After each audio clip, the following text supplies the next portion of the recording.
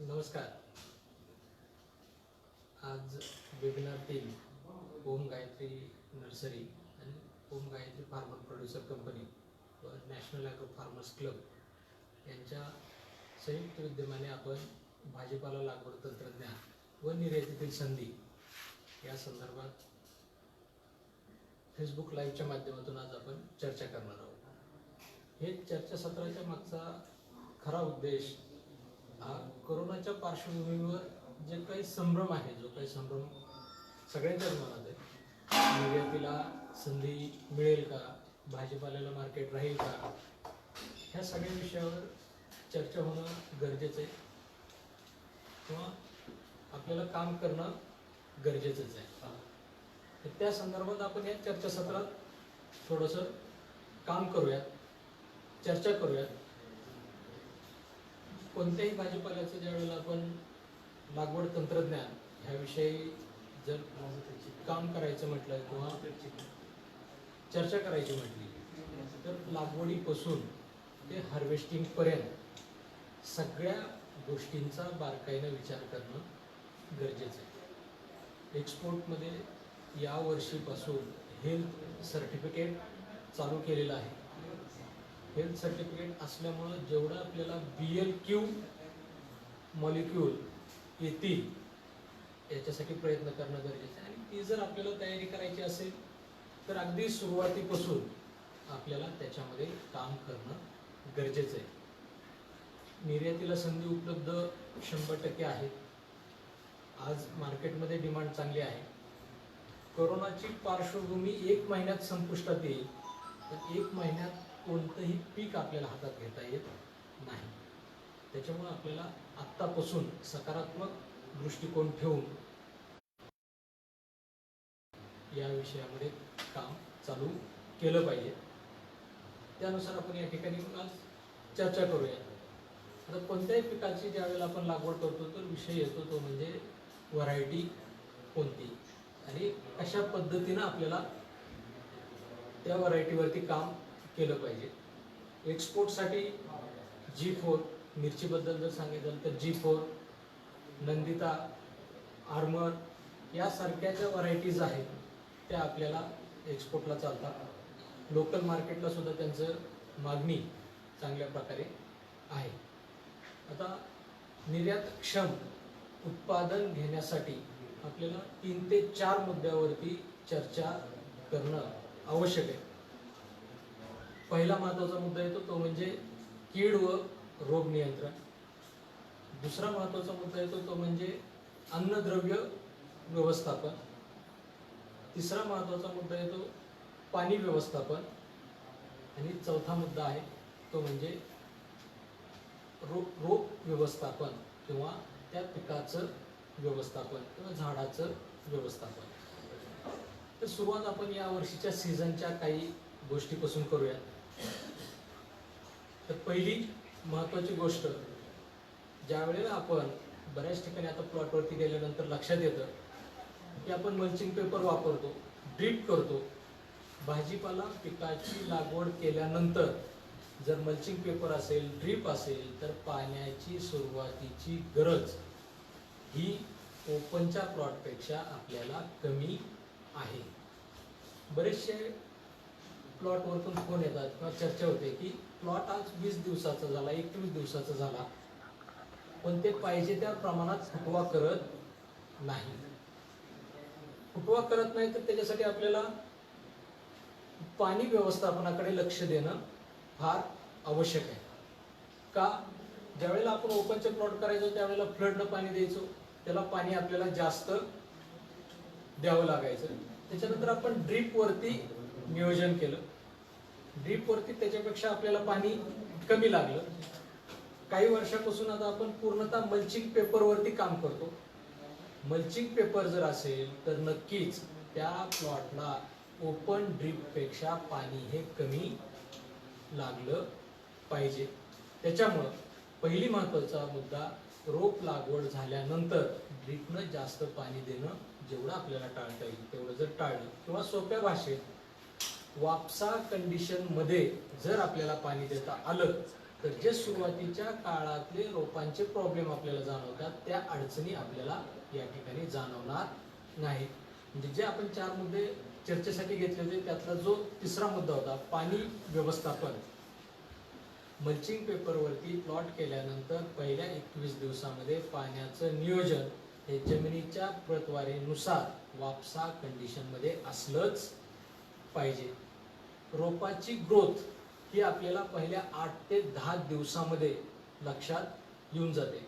जसं आपण सांगतो की लहान बाळाचं बाळसं पाळण्यात दिसतं किंवा बाळाचे पाय पाळण्यात दिसतात, तसं रोप लावल्यानंतर पहिल्या 15 दिवसात जर त्याची काडी बनली नाही तर त्या रोपाला पुढं माल मिळायला किंवा क्वालिटीच्या दृष्टीनं उत्पादन घेण्यामध्ये अडचणी येऊ शकतात. त्याच्यामुळं रोप लावल्यानंतर पहिले 15 दिवस आपल्याला खूप महत्त्वाचे, त्या दृष्टीनं पाणी व्यवस्थापन योग्य असलं पाहिजे. जमिनीच्या प्रतवारीनुसार वापसा कंडिशनमध्ये पाणी जर आपण दिलं तर नक्कीच त्याचा बेनिफिट किंवा त्याचा फायदा आपल्याला रोपाची ग्रोथ व्यवस्थित मिळण्यासाठी केली जाईल. दुसरा जो मुद्दा आहे तो म्हणजे एकात्मिक अन्नद्रव्य व्यवस्थापन. मग सुरुवात होते तो म्हणजे बेसल डोस पासून. बेसल डोस वापरला पाहिजे का, वापरला नाही पाहिजे का? तर बेसल डोस मल्चिंग पेपर जर आपण करणार असू तर बेसल डोसचा वापर हा आपल्याला करावा लागतो. का? तर बेसल डोस एकदा वापरल्यानंतर परत आपल्याला दुसरा बेसल डोस देता येत नाही किंवा वर खतं आपल्याला देता येत नाही. बेसल डोस वापरताना काय काळजी घेतली पाहिजे? ज्या गोष्टीकडं आपल्याला लक्ष देणं फार गरजेचं आहे ते म्हणजे निमॅटोड. बेसल डोसमध्येच जर निमॅटोड नियंत्रणासाठी आपण काम केलेलं असेल तर नक्कीच त्या प्लॉटवरती निमॅटोडचा नंतर येणारा त्रास आपल्याला उद्भवणार नाही. रासायनिक खतं कोणती द्यायची कोणती नाही जमिनीच्या प्रतवारीनुसार वेगवेगळं राहतं. काही ठिकाणी 18-46 आपण यूज करतो, काही ठिकाणी 10-26-26 आपण यूज करतो. टोमॅटो असो, मिरची असो, कोणतंही भाजीपाला पीक असो, याच्या व्यतिरिक्त ज्या गोष्टी आपल्याला उत्पन्नामध्ये अडचण देणार आहेत त्या म्हणजे निमॅटोड सारखी जर समस्या असेल तर कितीही आपण खतं दिली तर त्याचा उपयोग किंवा त्याचा अपटेक 100% होत नाही. म्हणून आपल्याला निमॅटोड नियंत्रणासाठी जर काम करायचं असेल तर ते बेसल डोस पासून करणं गरजेचं. वेगळं काही करायचं नाही. जो बेसल डोस आपण देणार आहोत त्याच बेसल डोसमध्ये निंबोळी पेन जर आपण एकरी 100 ते 200 किलोच्या आसपास जर त्याचा वापर केला तर बऱ्यापैकी आझाडिरेक्टिन त्याच्यापासून मिळतं आणि आझाडिरेक्टिन जर गेलं तर निमॅटोड नियंत्रणाला चांगल्या प्रकारे काम होतं. दुसरं कार्बोफ्युरॉन.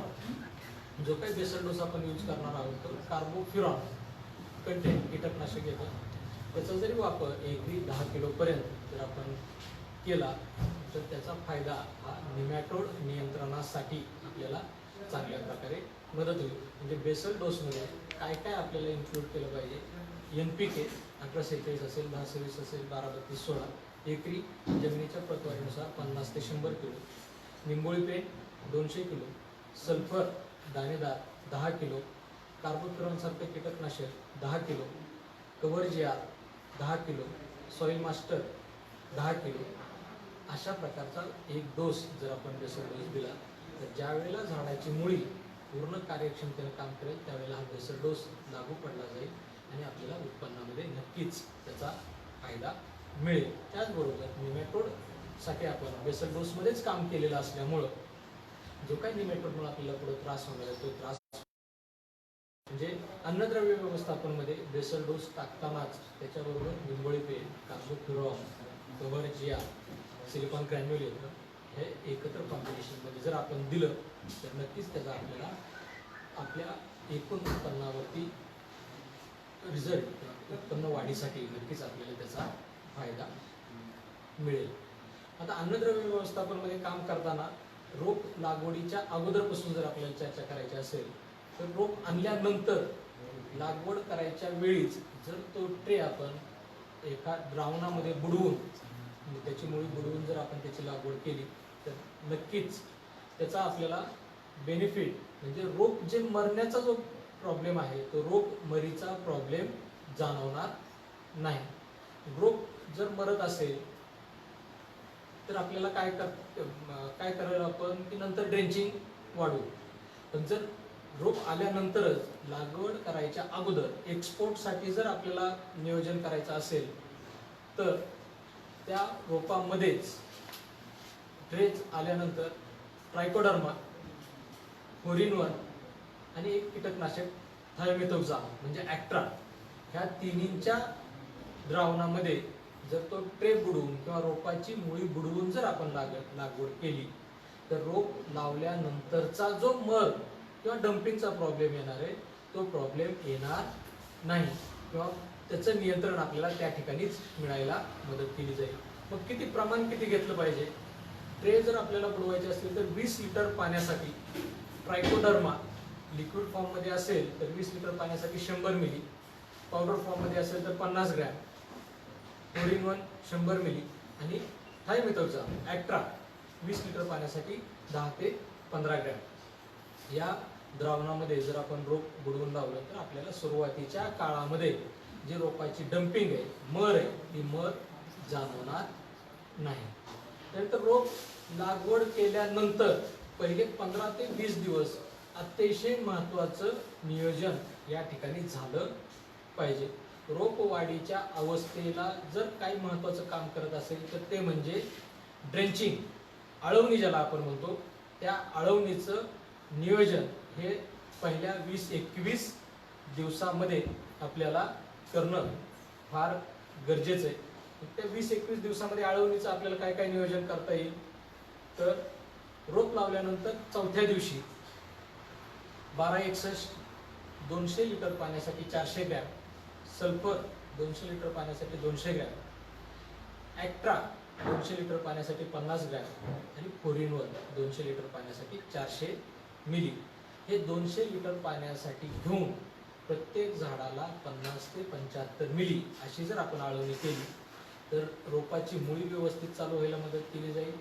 रोपाचं खोड बनण्यासाठी चांगल्या प्रकारे मदत केली जाईल, ज्याला आपण काडी म्हणतो. काडी जेवढी स्ट्रॉंग, जेवढी जाड, तेवढे फुटव्यांची संख्या चांगली.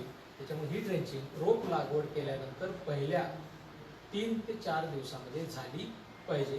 फक्त हे जे सांगितलेलं प्रमाण आहे हे 200 लिटर पाण्याचं, याच्यामध्ये जर प्रमाण वाढलं गेलं तर लहान रोपांना थोडंसं त्याचे ॲडव्हर्स इफेक्ट दिसू शकतात.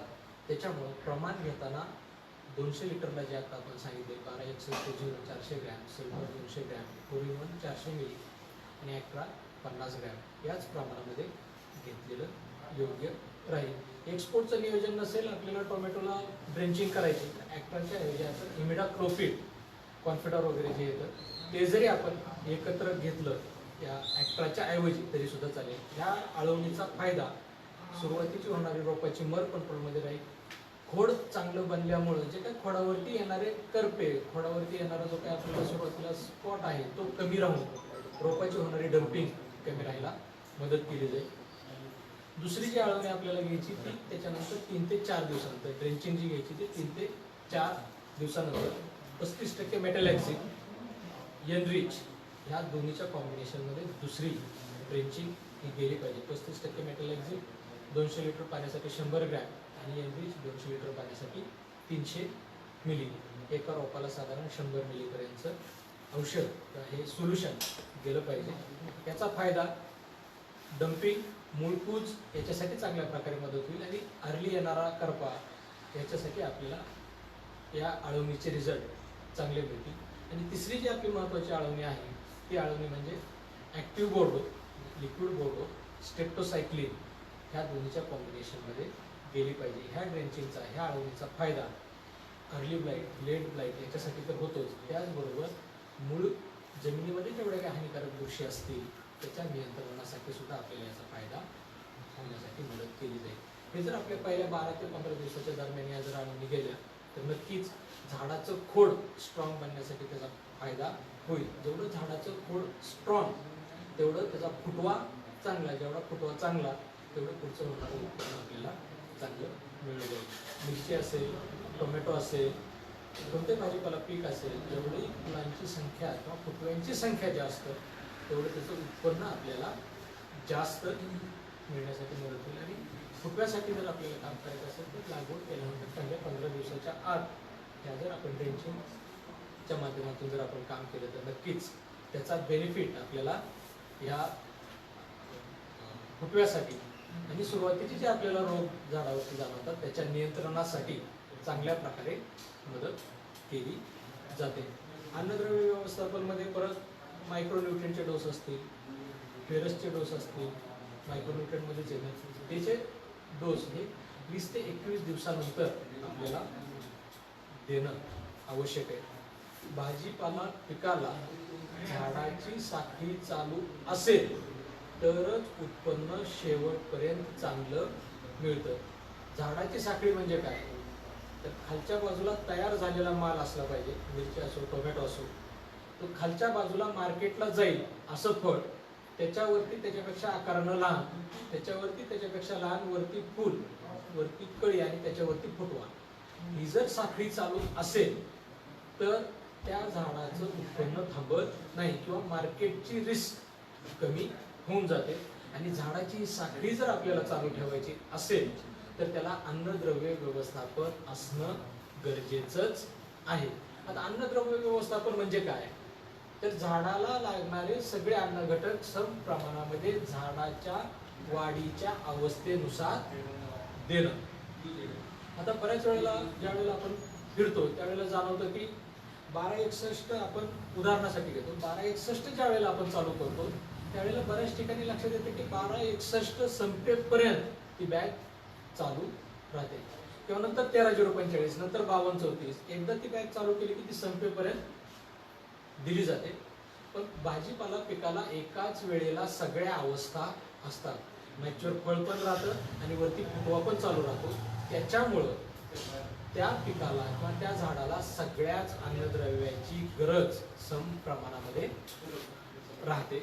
म्हणून खतं देताना लिक्विड खते जर आपल्याला द्यायची असतील तर त्याची 20-21 दिवसाची साखळी जर आपण तयार करून ठेवली तर त्याचा फायदा हे झाडाची साखळी चालू राहण्यासाठी मदत केली जाईल. एका वेळी देताना 3 ते 4 किलो याच्यावरती लिक्विड खत देणं जर आपल्याला टाळता आलं तर नक्कीच 100% त्याचा अपटेक राहायला मदत केली जाईल. की जे अन्नाची साखळी ज्याचे आपल्याला रिझल्ट चांगले मिळाले, जे आपल्या शेड्यूलमध्ये पण आपण शेवटला देऊया, तर सुरुवात पहिल्या 20-21 दिवसापर्यंत 4 ते 5 ड्रेंचिंग, आळवणी, पहिली 1261 सल्फर 4-in-1 ॲक्ट्रा, दुसरी 35% मेटॅलॅक्झिल एनरिच, तिसरी ॲक्टिव्ह बोर्डो स्टेप्टोसायक्लिन, चौथी 13:045 कॅल्शियम नायट्रेट पुन्हा एनरिच, पाचवी इडाफेरस आणि न्यूफर्ट ग्रेड 2. ह्या 5 आळवण्या 20-21 दिवसापर्यंत. आणि तिथून पुढे नंतर 3 दिवसाच्या गॅपने सुरुवात 1261 सल्फर, परत 3 दिवसाचा गॅप 13:045 कॅल्शियम नायट्रेट, परत 3 दिवसाचा गॅप 0:34, परत 3 दिवसाचा गॅप 13:40 मॅग्नेशियम सल्फेट आणि परत रिपीट आपलं परत 1261. हे फक्त एक साखळी सांगितली. ज्या आपल्याकडे उपलब्ध लिक्विडच्या बॅग्स असतील त्यानुसार जर आपण अशा पद्धतीनं न्यूट्रिएंटची साखळी जर व्यवस्थित दिली तर झाडाची अन्नाची साखळी चालू राहते. आणि झाडाची साखळी जर चालू राहिली तर त्याचा बेनिफिट, त्याचा फायदा मार्केटमधली रिस्क कमी राहण्यासाठी आपल्याला मदत केली जाईल. आता ही साखळी देताना बऱ्याच ठिकाणी अडचण कुठे येईल तर मायक्रोन्यूट्रिएंटची डिफिशियन्सी किंवा एखाद्या न्यूट्रिएंटची डिफिशियन्सी ती जर आलेली असेल तर ती कव्हर करण्यासाठी आपल्याला ते एक्स्ट्रा किंवा याच्यामध्ये ते ॲड करून देणं गरजेचं. आता भाजीपाला पिकामध्ये कॉमन अडचण आपण चर्चा करूया, जे आज या कंडिशनला बऱ्याच प्लॉटमध्ये दिसते. टोमॅटोच्या आणि मिरचीच्या प्लॉटमध्ये खोडा चालू झाल्यानंतर बऱ्याच प्लॉटमध्ये आपल्याला ती अडचण जाणवते. ह्या पडणाऱ्या पावसामध्ये टोमॅटोच्या फळावरती येणारा बॅक्टेरियल ब्लाइट, फळावरती काळे जे टिपके येतात तो म्हणजे बॅक्टेरियल ब्लाइट. अगदी त्याला अँटीबायोटिक देऊन सुद्धा तो कंट्रोल होत नाही. मग त्याचं जर नियंत्रण आपल्याला चांगल्या प्रकारे मिळवायचं असेल तर झाडामध्ये कॅल्शियम आणि बोरॉनची मात्रा योग्य असली पाहिजे. म्हणून कॅल्शियम नायट्रेट किंवा कॅल्शियम जे आपण सुरुवातीच्या काळामध्ये रेकमेंड करतो फुल नसताना, त्याचा फायदा झाडामध्ये कॅल्शियमची मात्रा जर चांगली असेल तर फळावरती येणारे जे काही स्पॉट्स आहेत किंवा फळावरती येणाऱ्या जेवढ्या काही विकृती आहेत त्या आपल्याला मिनिमाइज करता येतील. म्हणून आपल्याला कॅल्शियम लेवल जेवढी झाडामध्ये व्यवस्थित ठेवता येईल तेवढी जर आपण व्यवस्थित ठेवली तर नक्कीच त्याचा बेनिफिट आपल्याला फळावरती येणारे जेवढे काही डिसऑर्डर्स आहेत त्या कमी करण्यासाठी. टोमॅटोमध्ये बोलायचं झालं तर आत्ताच्या या वातावरणामध्ये येणारा टिपका तो नियंत्रण मिळवायचा असेल तर आपल्याला कॅल्शियम लेवल वाढवणं गरजेचं आहे. एक्सपोर्टमध्ये ज्या वेळेला आपण काम करतो त्यावेळेला फळाची कीपिंग क्वालिटी किती आहे याच्यावरती मार्केटचे रेट अवलंबून राहतात. आणि कीपिंग क्वालिटीसाठी जर कोण काम करत असेल तर तो म्हणजे कॅल्शियम, बोरॉन, फॉस्फरस आणि पोटॅश ह्या 4 अन्नद्रव्याची मात्रा जर झाडामध्ये चांगली असेल तर त्या फळाची कीपिंग क्वालिटी ही चांगली राहते. आणि याच्यासाठी आपल्याला जमिनीमधूनच काम करणं जास्त गरजेचं आहे किंवा एकात्मिक अन्नद्रव्य व्यवस्थापनामध्ये आपल्याला काम करणं गरजेचं आहे. त्याच्यामुळं भाजीपाला पिकाला कॅल्शियमची मात्रा पहिल्या तोड्याच्या अगोदर जर आपल्याला देता आली तर नक्कीच त्याचा फायदा जे काय आपल्याला पुढे अडचणी येणार आहेत त्या अडचणी कमी राहण्यासाठी नक्कीच मदत केली जाईल. कोणतंही पीक किंवा कोणतंही फळ मार्केटला गेल्यानंतर त्याचा रेट कशावरती ठरला जातो तर त्या पिकाच्या त्या फळाच्या क्वालिटीवरती.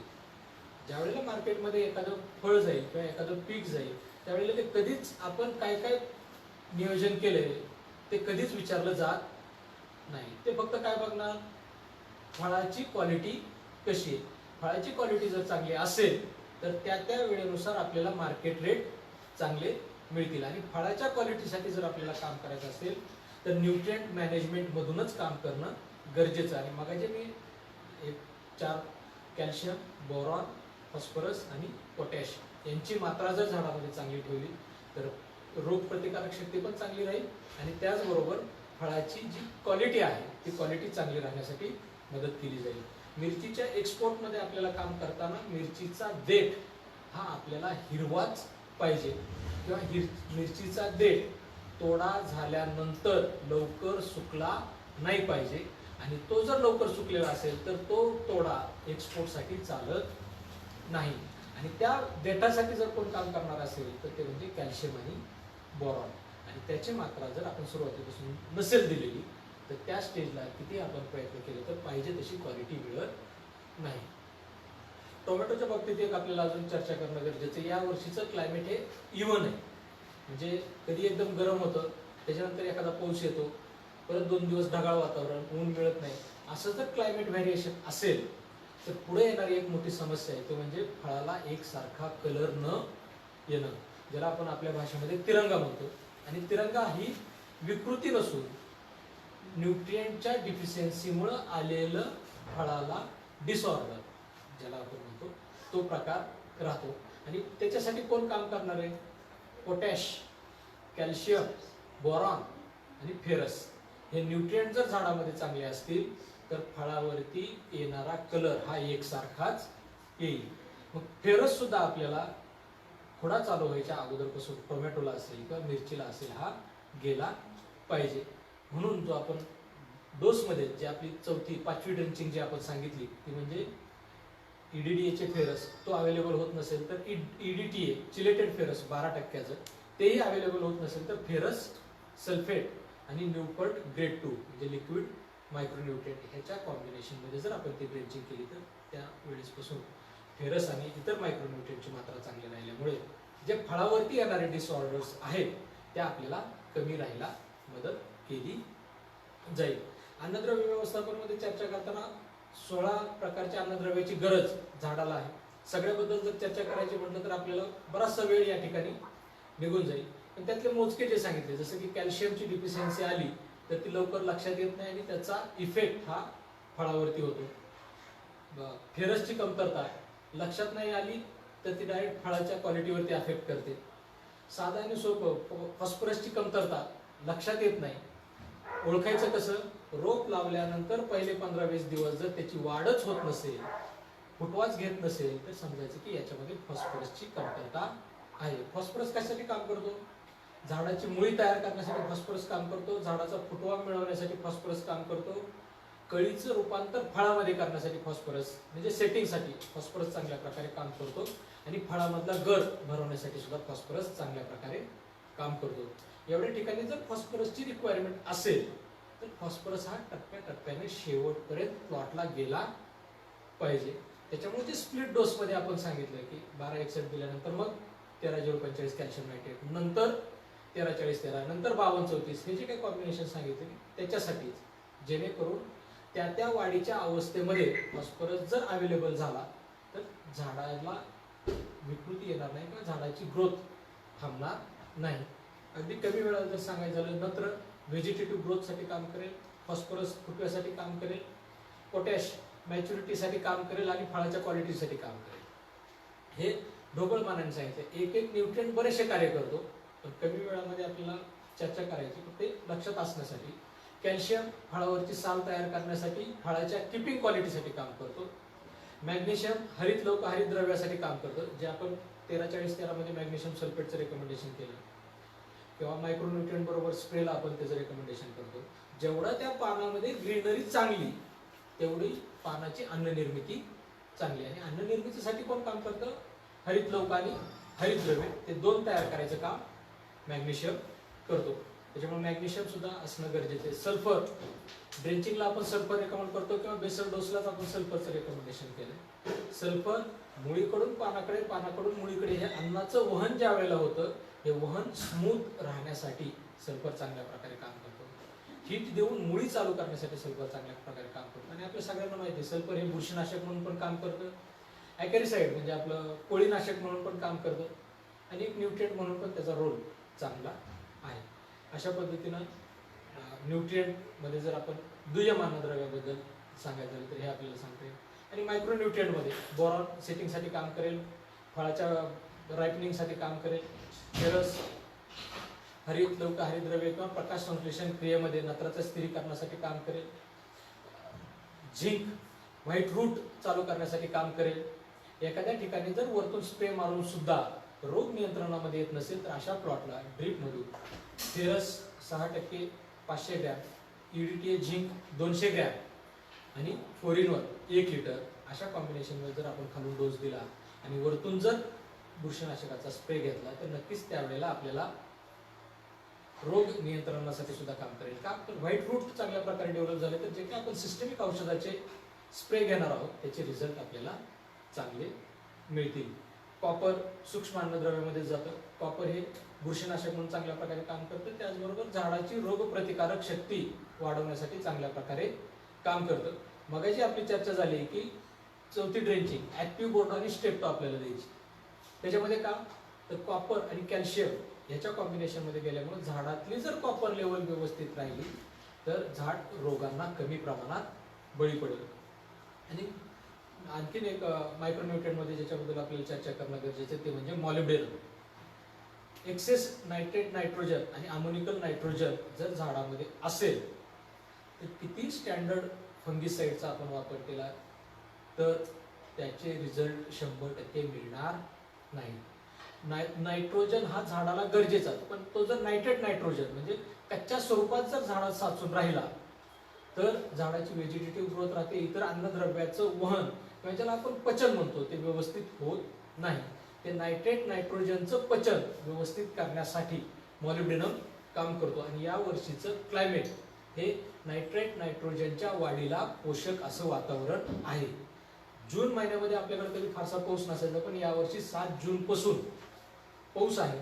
त्याचबरोबर ढगाळ वातावरण आतापर्यंत आहे. त्याच्यामुळे हवेतला नायट्रेट नायट्रोजन जास्त असल्यामुळे झाडामध्ये तो साचून राहण्याचं प्रमाण जास्त आहे. त्याच्यासाठी आपल्याला मॉलिब्डेनम एकरी 100 ग्रॅम 1 महिन्याच्या पुढे ज्यावेळेस प्लॉट जाईल त्यावेळेला जर एकरी 100 ग्रॅम या प्रमाणात जर वापर केला तर नक्कीच क्वालिटीसाठी आणि रोग नियंत्रणासाठी सुद्धा आपल्याला नक्कीच त्याचा फायदा मिळेल. त्यानंतर आपला दुसरा जो पहिला जो महत्त्वाचा मुद्दा होता की ज्याच्यावरती बऱ्यापैकी चर्चा व्हावी असं बऱ्याच जणांचं म्हणणं येतं ते म्हणजे कीड आणि रोग नियंत्रण. तर कीड आणि रोग नियंत्रणामध्ये जर आपल्याला चर्चा करायची असेल, आजचा विषय हा आपला निर्यातक्षम मिरचीसाठी आपण ते घेतलेलं आहे. रोग नियंत्रण किंवा टोमॅटो असेल, मिरची असेल, इतर कोणतेही पीक असेल, 3 प्रकारचे रोग आपल्याला आत्तापर्यंत डिटेक्ट होतात. पहिला फंगल डिसीज, ज्याला आपण बुरशीजन्य रोग म्हणतो. दुसरा बॅक्टेरियल डिसीज, ज्याला आपण जीवाणूजन्य रोग म्हणतो. आणि तिसरा व्हायरल डिसीज, म्हणजे विषाणूजन्य रोग.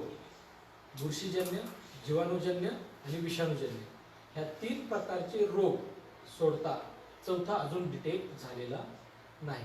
आणि त्याच्यामध्ये वेगवेगळे व्हायरलमध्ये वेगवेगळे व्हायरस येतात. बॅक्टेरियलमध्ये बॅक्टेरियल ब्लाइट आहे, बॅक्टेरियल स्पीक आहे. आणि फंगल डिसीजमध्ये मग आपलं सर्कोस्पोरा आहे, अल्टरनारिया आहे, फ्युजेरियम विल्ट आहे, स्क्लेरोशियल विल्ट आहे, अर्ली ब्लाइट, लेट ब्लाइट, हे सगळे आपले जे जातात ते फंगल डिसीजमध्ये. हे वर्गीकरण सांगण्याचा उद्देश, जर फंगल डिसीज असेल तर फंगिसाइडच गेलं पाहिजे. बॅक्टेरियल रोग असतील तर तिथे अँटीबायोटिकच गेलं पाहिजे. आणि व्हायरल डिसीज असेल तर आतापर्यंत त्याच्यासाठी औषध नाही, पण व्हायरल डिसीज येऊ नये म्हणून आपल्याला काम करणं गरजेचं आहे. आता मिरची पिकाबद्दल आपल्याला चर्चा करताना आपण काही रोग, काही क्लिप्स आहेत, काही फोटोज आहेत, ते आपण बघून घेऊ. म्हणजे आपल्याला लगेच अंदाज येऊन जाईल की अशा प्रकारचं आपल्याला नियोजन, अशा प्रकारचं जर लक्षण दिसलं तर तो कोणत्या प्रकारचा रोग आहे. आणि त्याच्यामध्येच नंतर किडी, ज्या आपल्याला फार महत्वाच्या आहेत, ज्या अर्लीमध्ये जर आपण कंट्रोल केल्या तर त्यांचे काही फोटोग्राफ्स आहेत ते आपण बघून घेऊ. आणि त्याच्यानंतर तुम्ही जे काही प्रश्न विचारलेले या लाईव्हच्या माध्यमातून, त्या प्रश्नावरती आपण थोडा वेळ या ठिकाणी चर्चा करूया. तर मिरचीमध्ये एक्सपोर्टसाठी करायची असेल तर आपली लाल मिरची G4 आहे, आर्मर आहे, नंदिता आहे.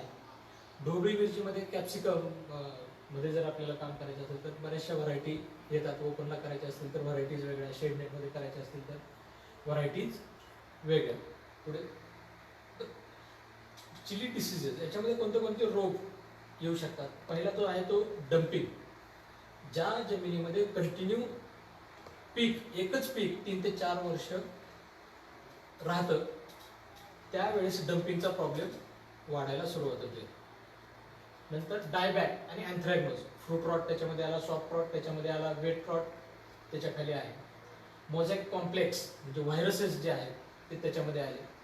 पावडरी मिल्ड्यू, मिरचीला काळजी करण्यासारखा रोग, एकदा जर आला तर पानगळ करून जातो, powdery mildew. Cercospora leaf spot, bacterial leaf spot, alternaria leaf spot, fusarium wilt. Management असा एवढ्या प्रकारे आपल्याला मिरचीमध्ये येणारे रोगांचं वर्गीकरण, ज्याला आपण म्हणता येईल, ते वर्गीकरण करता येईल. पुढे आता बॅक्टेरियल लीफ स्पॉट याच्याबद्दल काय चर्चा करायची. तर या वर्षीचं वातावरण गरम करून जर पाऊस येत असेल आणि ऊन पाऊस जर कंटिन्यू होत असेल तर बॅक्टेरियल रोग वाढण्याची शक्यता जास्त. पानावरती गोल टिपके दिसतात. सोप्या भाषेत सांगायचं झालं, पेपरला जर आपण पेटलेल्या उदबत्तीनं चटका दिला, तिथं जसं होल दिसेल तसं जर होल दिसत असेल तर समजायचं की बॅक्टेरियल लीफ स्पॉट. याच्यामध्ये वैशिष्ट्य असं की एका ठिकाणी जर दिसला तर त्याच्या आजूबाजूच्या परिसरामध्ये आपल्याला बऱ्यापैकी तो दिसतो.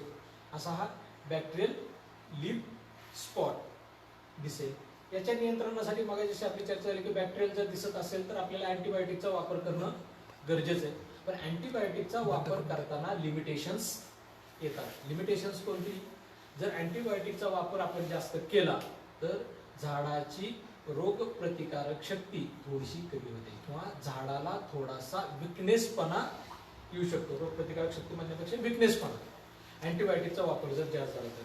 मग याच्या नियंत्रणासाठी काय, सगळ्याच रोगांच्या बाबतीत जर सांगायचं झालं तर जेवढी मोकळी खेळती हवा प्लॉटमध्ये चांगली असेल तेवढा बॅक्टेरियल लीफ स्पॉट येण्याचं प्रमाण कमी राहील.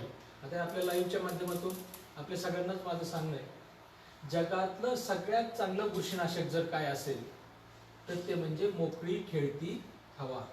जेवढी हवा खेळती चांगली असेल तेवढं तिथं रोगाला पोषक असणारं वातावरण कमी राहतं. जेवढे तिथं ते पोषक वातावरण कमी तेवढा येणारा रोग कमी. बॅक्टेरियल लीफ स्पॉट ओळखायचा कसा? पानावरती टिपके आणि एका ठिकाणी एका झाडावरती जर तो आपल्याला दिसला तर त्याच्या आजूबाजूच्या झाडावरती लगेच तो दिसून येतो.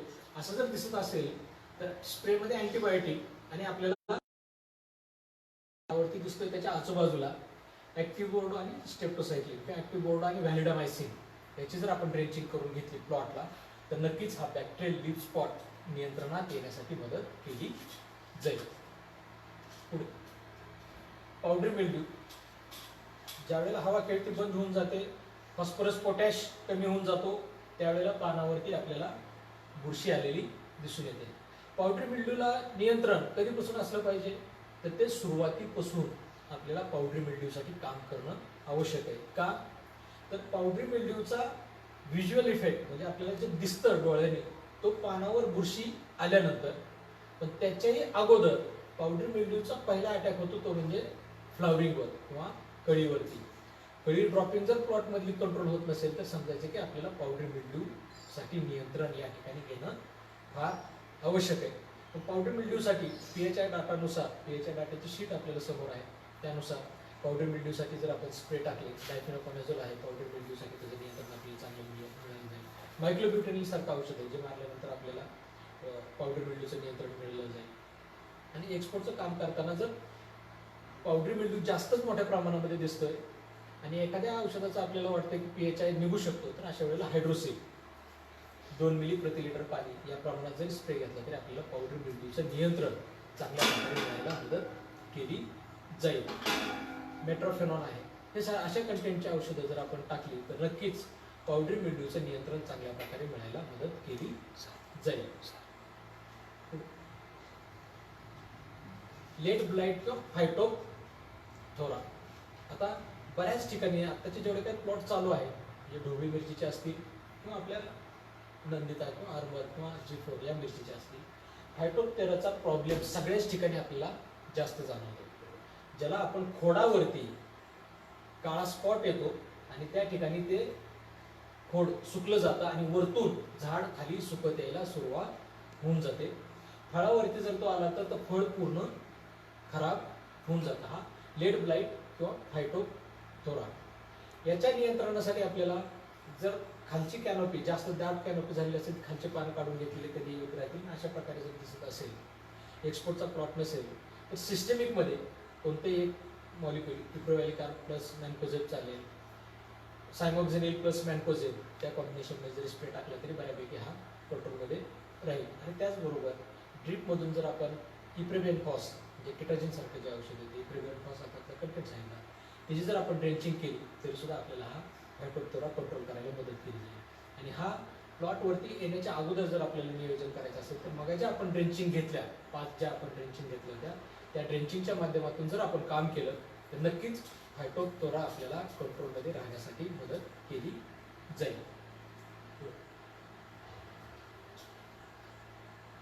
ढगाळ वातावरण, दमटपणा जास्त जर असेल तर त्यावेळेला फायटोप्थोराचा प्रॉब्लेम जास्त राहतो. फ्रूट रॉट आणि डायबॅक, फळावरती येणारा टिपका आणि डायबॅक हा असे जर दिसत असतील तर फळावरती जर टिपका येऊ द्यायचा नसेल तर आपल्याला कॅल्शियम आणि बोरॉनची मात्रा झाडामध्ये चांगली ठेवणं गरजेचं आहे. बॅक्टेरियल स्पॉटसाठी नियंत्रणासाठी जे मग आपली चर्चा झाली की ऍक्टिव्ह बोर्ड आणि व्हॅलिडामायसिन हे आपल्याला जमिनीमधून देणं तेवढंच आवश्यक आहे. ते जरी आपलं गेलं तरी बऱ्यापैकी फ्रूट रॉट आणि डायबॅक कंट्रोल राहण्यासाठी मदत केली जाते. आणि एकदा जर तो फळावरती आपल्याला दिसायला सुरुवात झाली तर मग वरतून कोणते कोणते स्प्रे आपण त्याच्यावरती रेकमेंड करू शकतो. सायमोक्झिनिलचं आपण त्याच्यावरती रेकमेंडेशन करू शकतो, 35% मेटॅलेक्झिनचं त्याच्यावरती आपण रेकमेंडेशन करू शकतो.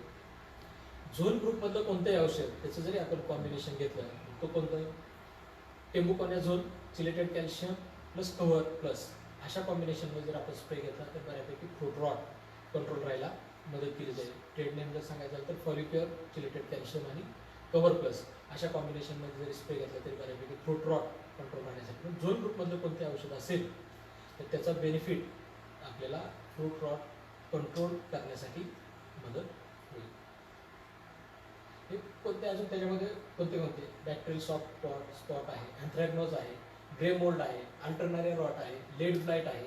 हे मिरचीवरती दिसणारे रोगांचे लक्षणं हे दाखवून देण्याचा उद्देश फळावरती जर करपा आलेला असेल तर त्याचं लक्षण एकच दाखवेल, पण तो कोणत्या प्रकारचा रोग आहे हे जर आपल्या लक्षात आलं तर त्याच्यावरती नियंत्रण आपल्याला लवकर मिळवायला मदत केली जाईल. ढगाळ वातावरण, बारीक पाऊस पडतो, दमट वातावरण आहे, त्यावेळेला फंगल डिसीज वाढतात. नॉर्मल पावसाची सर येते, ऊन पडतं, अशा वेळेला बॅक्टेरियल डिसीज जास्त प्रमाणामध्ये वाढतात. आणि सकिंग पेस्ट अटॅक जास्त असेल तर व्हायरल डिसीज जास्त प्रमाणामध्ये वाढतात. मग याच्यासाठी काय काय काम करेल? ग्रे मोल्ड असेल, thiophanate methyl chelated calcium cover plus असं जरी आपण स्प्रे घेतला बऱ्यापैकी ग्रे मोल्ड कंट्रोल राहायला मदत केली जाईल. अँथ्रॅकनोज मगाचं सांगितलं, डायफेनोकोनाझोल कॅल्शियम कव्हर प्लस किंवा टेम्बोकोनाझोल कॅल्शियम कव्हर प्लस अशा कॉम्बिनेशनमध्ये घेतलं तर अँथ्रॅकनोज म्हणजे करपा नियंत्रणात येण्यासाठी मदत केली जाईल. बॅक्टेरियल सॉफ्ट स्पॉट दिसतोय, इप्रेमियम फॉसचा एक स्प्रे आपण टाकला कव्हर होऊन जाईल. अर्ली स्टेजमध्ये असेल, सायमोक्झिनिल प्लस स्टेप्टोसायक्लिन या कॉम्बिनेशनमध्ये स्प्रे टाकला, बॅक्टेरियल सॉफ्ट स्पॉट कव्हर व्हायला मदत केली जाईल. अल्टरनारिया स्पॉट असेल तर सॉईल ॲप्लिकेशनमधून फोसेटाईलची ड्रेंचिंग आपल्याला करणं गरजेचं आहे.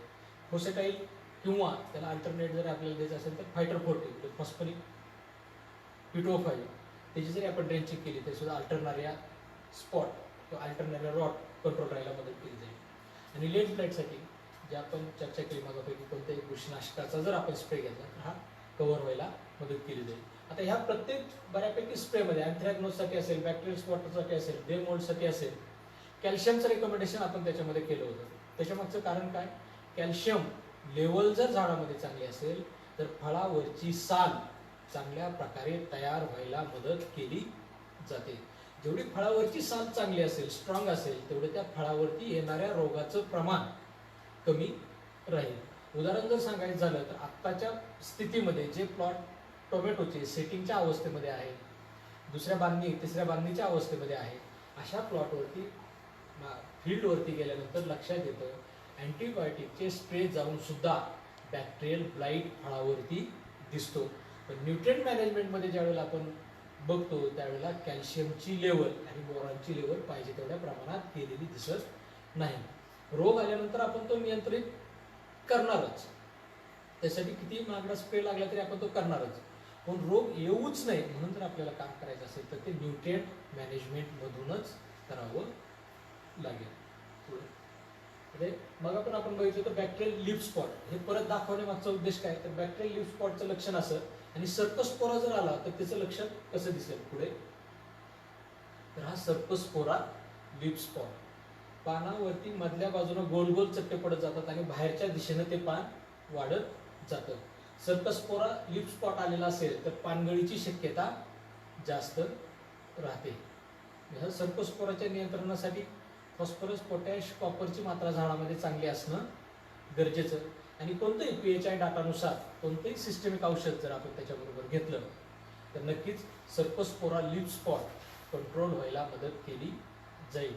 आणि जसं सांगितलं की हवा खेळती जर व्यवस्थित असेल तर सर्पस्पोरा येणार नाही. आता सर्पस्पोराचं वैशिष्ट्य, जर सर्पस्पोराचं पान तिथं खाली पडलेलं असेल कट होऊन, आपण जरी वरती स्प्रे घेतला आणि ते पान तिथंच राहिलं, परत वातावरण पोषक मिळालं तर त्या पानापासून आपल्याला वरच्या बाजूला सर्पस्पोरा गेलेला दिसून येतो. या सर्पस्पोरा लीफ स्पॉटला आपल्याला काय करता येईल? जर समजा चुकून ते पानं तसे आपले खाली राहिले तर बोर्डोची स्प्रे आपण त्या गल्लीमध्ये दोन झाडाच्या ओळीमध्ये दोन सरीमध्ये जर आपल्याला करता आलं तर नक्कीच सर्पस्पोराचं जे इनॉक्युलम आहे ते इनॉक्युलम आपल्याला कमी करायला मदत केली जाईल आणि त्याचं नियंत्रण वरतून आपण एक स्प्रे टाकल्यानंतर लवकर मिळेल. सल्फर डस्टिंग ज्यावेळेला आतमध्ये कंजेस्टेड होऊन जातं, आतमध्ये जाताच येणार नाही. अगदी टोमॅटोचा प्लॉट असेल, मिरचीचा प्लॉट असेल, काकडीचा प्लॉट असेल, कारल्याचा प्लॉट असेल, कोणताही प्लॉट असेल, ज्यावेळेला पूर्ण कॅनोपी पॅक होऊन जाईल अशा वेळेला जमिनीवरती जे काही पाणी आपण पडतं, पावसाचं पाणी असेल, जे आपण जमिनीमधून दिलेलं पाणी असेल, त्याचं इव्हॅपोरेशन लवकर होत नाही. त्याच्यासाठी जर आपण त्या ठिकाणी सल्फरची डस्टिंग केली, म्हणजे पावडर फॉर्ममधलं जे सल्फर येते त्याची जर आपण डस्टिंग केली दोन ओळीमध्ये, तर नक्कीच त्या ठिकाणचा जो काही फंगल बॅक्टेरियलचा जो काही इनॉक्युलम आहे तो नियंत्रणात राहायला मदत केली जाईल आणि आपल्याला नियंत्रण, त्या रोगाचं नियंत्रण जास्त दिवस मिळण्यासाठी मदत केली जाईल. पुढे बॅक्टेरियल आणि सर्कोस्पोराच्या मधला जर आपल्याला डिफरन्स बघायचा असेल तर तो डिफरन्स आहे. सोप्या भाषेत सांगायचं झालं, पानावरती जर आपण उदबत्तीच्या टोकानं चटका दिला तो जर लक्षण दिसेल तर बॅक्टेरियल स्पॉटचं, आणि पान जर आपण पेटवलं ते जर जळत जळत गेलं तसं जर दिसत असेल किंवा गोल गोल जर त्याच्यामध्ये सर्कल दिसत असतील तर ते सर्कोस्पोरा लिप्स स्पॉट. अँथ्रॅक्नोज, करपा, हे सगळे करप्याचे प्रकार. करप्यासाठी मग जी आपली चर्चा झाली तेच सिस्टमिक फंगिसाईड, त्याच्या जोडीला कॅल्शियम, जमिनीमधून फॉस्फरस आणि पोटॅशची मात्रा जर व्यवस्थित असेल तर अँथ्रॅक्नोजचं नियंत्रण चांगल्या प्रकारे मिळायला मदत केली जाईल. पेस्ट, आता हा महत्त्वाचा मुद्दा. मिरचीबद्दल जर आपल्याला डिटेल चर्चा करायची असेल तर जेवढे फंगल डिसीज असेल, बॅक्टेरियल डिसीज असतील, हे मिरचीवरती दिसायला वेळ आहे, पण तो लागवड झाल्यापासून जर आपल्याला हे पेस्ट दिसले तर त्याचा दुष्परिणाम जास्त राहतो. मेन कोणते? थ्रिप्स, ॲफिड्स, कटवर्म, कॅटरपिलर आणि येलो माइट. हे पेस्ट मध्ये आपल्याला मिरचीसाठी काळजी घेण्याची गरज. ज्याला आपण किडीमध्ये जर आपण चर्चा करायची असेल याच्यासाठीच काळजी का? थ्रिप्स, येलो माइट जास्त असेल तर व्हायरस त्या प्लॉटवरचा नियंत्रणात येणार नाही किंवा व्हायरल इन्फेक्शनची भीती जास्त राहते. येलो ग्रीन पीच ॲफिड्स असतील तर ते झाड पूर्ण बोकडल्यासारखं करतं, चिकटा आल्यासारखं करतं, झाडाची वरची ग्रोथ आपल्याला मिळत नाही. आणि एकदा झाडाचा फुटवा मिळाल्यानंतर कवळ्या पानांची संख्या झाडावरती वाढून जाते. त्याच्यामुळं ते सकिंग पेस्टसाठी जे सोंडेनं सक करतात त्यांच्यासाठी तो लुसलुशीतपणा असल्यामुळं ते लवकर त्याला खातात. त्याच्यामुळं आपल्याला पूर्ण शेंडा गोळा झाल्यासारखा आपल्याला दिसून येतो. व्हायरल इन्फेक्शन कंट्रोल करायचंय, पांढरी माशी, थ्रिप्स, ॲफिड्स हे नियंत्रणात येणं गरजेचं आहे. पुढे येलो माइट हा मिरचीमधला सगळ्यात घातक कीड. पानं पूर्ण खालच्या बाजूला वाटे होऊन जाते, पानाची पूर्ण लेंथ वाढल्यासारखे आपल्याला दिसून येते, झाड पूर्ण घुबडून गेल्यासारखं आपल्याला दिसून येतं. फळावरती जर त्याचा इफेक्ट झाला म्हणजे फुलकळीच्या अवस्थेपासून फळ सेट झालं त्या काळात जर येलो माइट असेल तर त्यावेळेला फळावरती पूर्ण स्क्रॅचेस अशा प्रकारचे आपल्याला दिसतील. हे येलो माइटचं लक्षण. आणि अशा प्रकारे जर येलो माइटनं फळ खाल्लेलं असेल, चाटलेलं असेल तर त्याला मार्केटमध्ये डिमांड राहत नाही किंवा ते आपल्याला किपिंग क्वालिटीच्या दृष्टीनं कमी रेटनं जातं. मग येलो माइटसाठी आपल्याला काय काय उपाययोजना करता येते? येलो माइट कधीपासून दिसतो तर अगदी लहानपणापासून, रोप लहान असल्यापासून ते आपल्याला कंटिन्यू येलो माइट दिसत राहील. मग येलो माइटसाठी काय? सुरुवातीच्या इनिशियल स्टेजमध्ये जे ड्रेंचिंगला सांगितलं आपण, थायमिथोक्झा, ॲक्ट्रा, 4-in-1, 12 आणि सल्फर, ही ड्रेंचिंग त्या ठिकाणी होणं तेवढंच आवश्यक आहे, गरजेचं आहे. दुसरं आपण येलो माइटसाठी नीम 10,000 ppmचं नीम स्प्रे शेड्यूलमध्ये आपण त्याचं रेकमेंडेशन करतो अर्ली स्टेजमध्ये. त्यानं सुद्धा बऱ्यापैकी येलो माइटचा कंट्रोल चांगल्या प्रकारे मिळाला जाईल. केमिकलमध्ये जर आपल्याला काम करायचं असेल तर बिप्रोफेन्झिन आणि एन इम्पॅक्ट ह्या कॉम्बिनेशनमध्ये जर आपण स्प्रे टाकला तर दुसऱ्या दिवशी आपल्याला येलो माइटचं नियंत्रण चांगलं मिळायला मदत केली जाईल. बिप्रोफेन्झिन मार्केटमध्ये ॲप्लॉड आहे, बरंचसं आहे. ॲप्लॉड आणि एन इम्पॅक्ट. ॲप्लॉड 1.25 मिली, एन इम्पॅक्ट 1.5 ते 2 मिली. ह्या कॉम्बिनेशनमध्ये जर आपण स्प्रे टाकला तर येलो माइटचा कंट्रोल आपल्याला चांगल्या प्रकारे मिळायला मदत केली जाईल. आणि ज्यावेळेला फुटव्यांची संख्या वाढून जाईल त्यावेळेला हा पण स्प्रे अतिशय उत्कृष्ट आहे.